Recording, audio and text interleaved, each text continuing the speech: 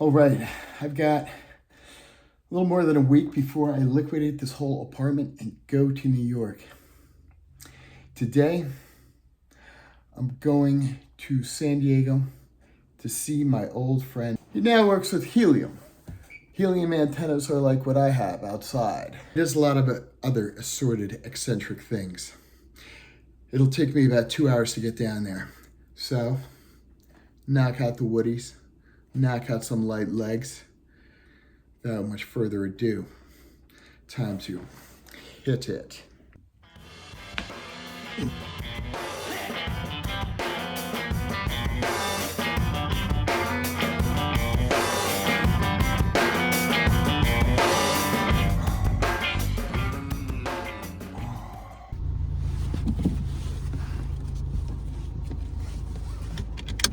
All right, moving out.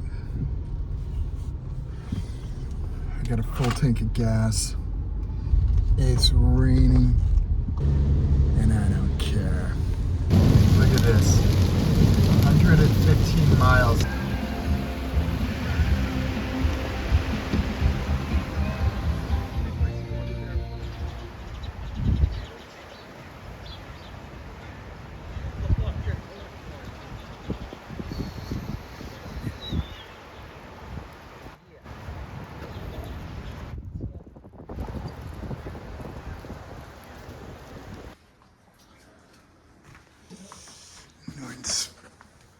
Spindly old legs. If we don't put that orange mat there, his legs will just like splay out. Oh wow. It's uncomfortable to watch him. But So he gets these little friction mats. damn. Must be a hoot for a halftime show when you have the friends over. Let's remove the mat and watch them eat. No, we wouldn't do that to you, Norton. Yeah, I thought it was just going to be like a little bit of a drizzle, but I was wrong. The other employee paints the signs and she does a really good job. And Sawyer forgot the sign out in the rain and fucking ruined it, and it takes like hours to paint. Yeah. I was like, hey, she's going to fucking kill you. Here we are at Nick's Paleo Treat store. So we sell a lot of donuts. These are keto protein donuts, 4 to 6 grams net carbs, 20 to 26 grams protein per donut. So you can get yoked eating donuts. And then we sell a lot of Mustangs and Banditos, like a peanut butter chocolate cups with almond butter. And then for the vegans, we have all vegan cakes. So we sell a lot of everything. We probably sell the most of donuts. So yeah, that's it. Thanks, sir.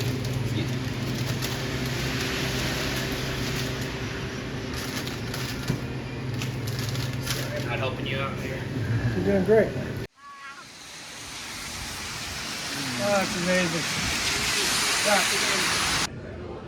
Barbecue chicken and tots. What do you have? Smoked Cubano. Smoked Cubana. Mm-hmm. It's pretty damn good.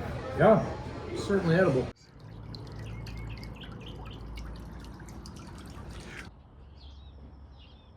This is an Orphan Espresso Pharos. They no longer make it. Let's see, Barb and Doug Garrett made this coffee maker, and they were obsessed with making hand grinders that would produce coffee that was as good as the best grinders on the market that were electric. And all the hand grinders at the time, maybe not all of them, most of them at the time, were chintzy. They're like kind of a cheap stuff, or they used really small powders. The powder, butter, about a tablespoon, maybe a little bit more of coconut oil.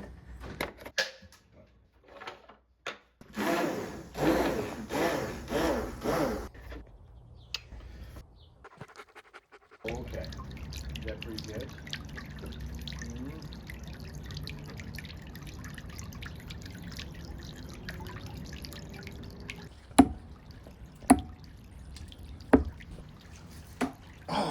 Look at that.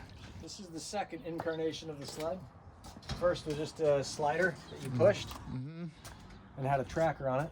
And this is obviously significantly more complicated.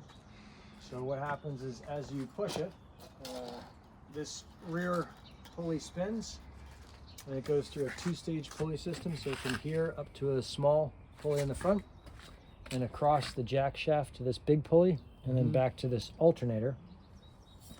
And then what happens is I have to build the rest of the computer system around it, but you'll have a dial, there'll be a little dashboard here, and on the dial on the dashboard, you'll be able to change the resistance that it takes you to push the sled, so that you can push harder or slower, make it easier or harder for you to push and get a workout. And then there'll be a tracker on here, and this will get pushed around the neighborhood and delivered to various people who order it, and they'll then push it to someone else. So it's like a community workout project.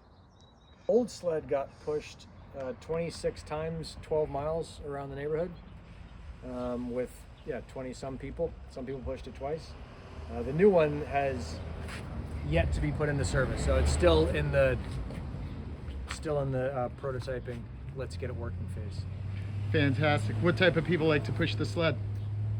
Surprisingly, 50% or more were women, and a lot of moms and their families would just tag along, like cheering on the mom. So a couple kids and the dad, and here comes mom like pushing the thing. Or the old one, moms would push it with their kids. So it had a 35-pound weight on it. So we saw one mom give the weight to her kid, and the kid just carried the 35-pound plate, and the mom pushed the sled.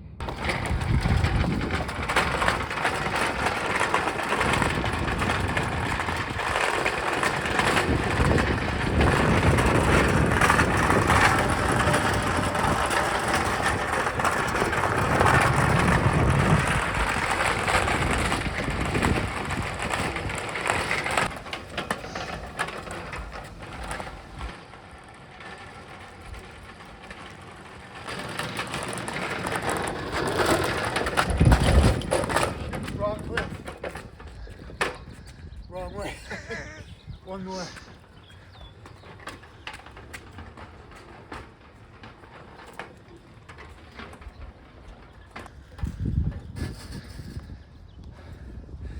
That thing's pretty fun.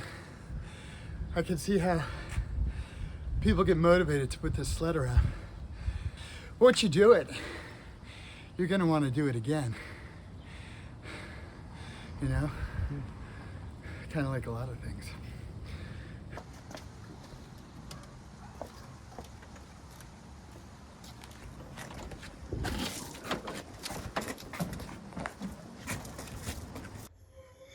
There are many different ways that people insist on sealing their balloons so that the hydrogen gas that goes in them doesn't escape. Some people say you seal multiple times, some say you seal with a thick sealer, some say, put super glue in the middle. And so I thought I would conduct a bunch of experiments and generate a protocol that could be used reliably to seal your balloons. This big long project of launching a balloon into space with a stuffed unicorn on it. We're going to do that in conjunction, ideally with the local elementary school, and run it as like a STEM kind of project. So getting young kids interested in science and also doing fun stuff with our dessert company. It's a kind of half mascot we've had for a long time called Rocky. And Rocky has a past with Paleo Treats. He's been an icon and a mascot for us for a long time. And so for years and years, Lee has wanted to send Rocky into space, and she says that it's Rocky's dream to go to space, which is funny because it's just a stuffed unicorn. But we're gonna do it because it'll be a fun thing for us, and it'd be super cool to interact with the local kids and help build the community that way. And so I'm going to attach the vacuum pump to here, this vacuum chamber. And then we'll pump it down and see how fast this expands, because if you put basically like room air in here and seal it, as all the air gets sucked out of this bag will expand to match the pressure. And at some point it will break and burst the seal, and then we'll be able to watch on the computer screen when that happens and see at what pressure the seal breaks. I'd like to build the largest data sensor network of what's going on in the atmosphere at 30 to 60,000 feet in the world with the swarm of balloons. But we'll see. And why do you want that? It's a fucking rad project. Yeah, it's a rad project, and that data set, if it's clean and it's good, is pretty valuable. because then you're able to predict weather and know much more about the weather in the atmosphere than we currently know. So it'll be pushing out a little corner of human science. We'll know just how high up in the atmosphere this could go. And right now it's about 48 kilometers high, creeping up on 50.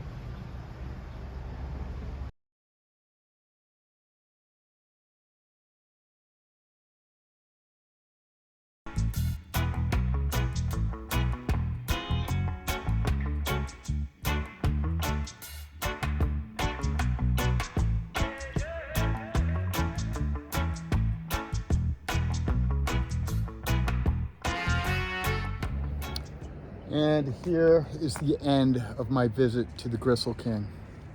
That's right. Nick Hawks. It's been a good one. We've had a good run. Yeah. So, this is Normal Heights, San Diego. I'm gonna go back to Los Angeles. Very abnormal Hollywood. Hot cocks, wet socks. Here we go.